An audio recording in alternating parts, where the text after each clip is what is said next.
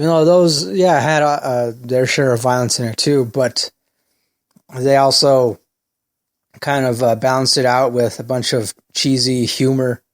There's none of that. There's some humor in Batman vs. Superman, but even that itself, even the humor in it, even the humorous side, has a kind of a dark tinge to it, or I guess that's how you say it.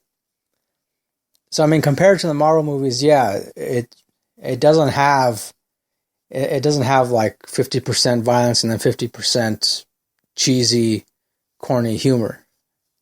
It's nothing but dark, edgy violence with just, a couple of sprinkles of humor here and there, but nothing like, compared to some of the Marvel movies.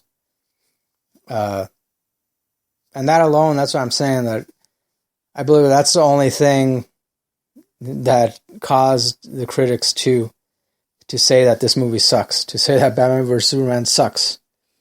Now, they didn't say, obviously they didn't use that word, but that's what they were trying to get at. That's essentially what they said, that it sucks. But, I'm here to say that it doesn't suck. It's awesome. It's insanely awesome. It's definitely the kind of movie that a DC Comics fan like myself could really ever ask for. And granted, it is a collection of more than one storyline, and there's some things that aren't really explained in this movie, but that's also because there's going to be other movies coming out. And again, you can read about this in the review I wrote on my blog, noiselessmadman.wordpress.com. But there will eventually be a Justice League movie, live-action Justice League movie, with Batman, Superman and Wonder Woman, Flash, Cyborg, Green Lantern, Aquaman, and I don't know who else, at least I think maybe 5-6 other characters from the DC Comics universe. And now, of course, this also means that other characters will get their own standalone movies, like Aquaman, Wonder Woman. There's going to be a standalone Wonder Woman movie coming out sometime next year, 2017, sometime in the summer 2017. And then, of course, there's going to be a standalone Flash movie, Aquaman movie, I think even another Green Lantern reboot of some kind. I'm not sure. But, so, okay, I mean, I guess, I don't know, I'll just talk about the actual fight. The actual fight between Batman and Superman is short. It's relatively short, but that's also because Superman never wanted to fight Batman to begin with.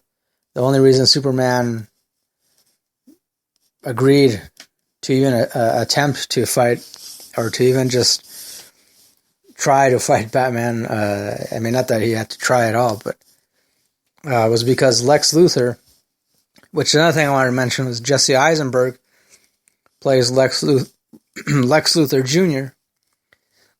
So he's not the original Lex Luthor that most people are familiar with. He's Lex Luthor's son.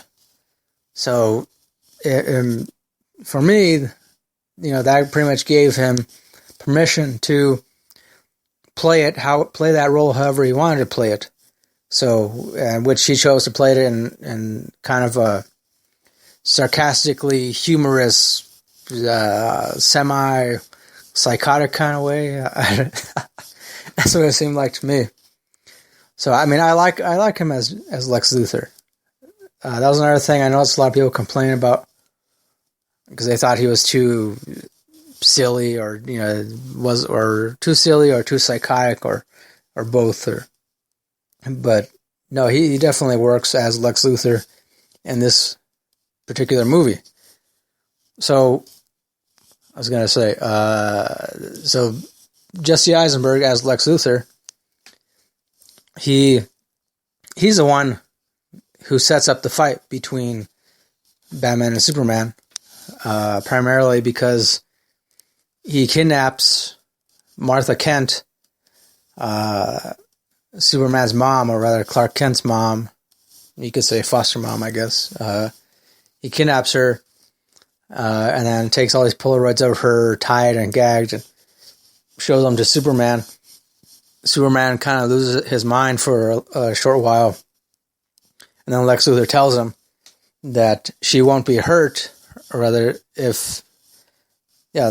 tells him not to worry, she won't be hurt unless you kill Batman, or rather, unless you kill the Bat within an hour. And he told him, but if you don't, she'll be killed. So that's what prompts Superman to go and show up for this fight with Batman. So, and then of course Ben Affleck as Batman, I gotta say, he did a pretty good job. He didn't, it seemed to me like he really didn't break character at all in any of these scenes. He did a real solid job as Bruce Wayne and Batman. But I mean, Bruce Wayne or Batman, I guess you'd say, he builds himself this like suit of armor to help him in the fight against Superman. And at the same time, he also gets his hands on some kryptonite, and he makes kryptonite smoke bombs, and also this kryptonite-tipped spear of some kind. So that's what helps Batman gain an edge in the fight. And they both get in some really good hits, some really good punches, and but ultimately you can tell, I mean, I could tell that Superman was holding back, not just because of the kryptonite that was affecting him, that was, putting a damper on his abilities, but I could tell he was holding back because he didn't want to fight Batman. He didn't want to fight because even in the beginning he tried to get him to stop fighting, to just stop before the fight began. He said, Bruce, you have to listen to me. And Batman was the one who initiated the fight, mostly because he felt like somebody had to stand up to Superman, just to show, if only to show that, there has to be some kind of awareness to all the innocent lives that have been lost in the various battles that Superman was involved in, which to me makes sense. So, and then eventually, Superman is able to kind of choke out that, his mom was kidnapped, and it also happens that Martha Kent both Clark Kent and Bruce Wayne, both of their mothers happen to have the same first name, Martha. So because of that causes Batman to flash back on a memory of his long deceased mother, and then the fight just abruptly ends. So then Superman goes after Lex Luthor. Batman goes to the aid of Martha Kent, rescues her, and so, yeah, that's the end of the fight. And I guess that would make sense why some of the slightly more astute critics would say that they didn't like the actual fight between Batman and Superman because it was so short. But then at the same time too, you could say there's a redeeming quality because then they team up, and because everybody knows that they eventually team up and start the Justice League. That's why I was saying that if you're not a fan of DC Comics or comic books in general, or even superhero movies, then you're not going to like it because you're not going to have that. You're not going to have that knowledge of the world of these characters beforehand. So of course you're not going to like it because you're going to be kind of lost, or at the very least wondering, why did this happen? Why did that happen? But yeah, I mean, to me, I knew right away that Batman and Superman were going to team up. I never thought for 1 second that one was going to kill the other. I never thought that. It seems to me like so many people did believe that, or, I mean, I don't know. I guess that speaks more to how gullible some people can be. So, but the final battle, which involves Batman and Superman and Wonder Woman facing off against Doomsday, the character Doomsday, and definitely Doomsday is awesome in this movie. They definitely did him justice, I feel. And I mean, wow, it's just that battle alone. I mean, I don't want to give away too much of that, but I gotta say, it's just that battle alone.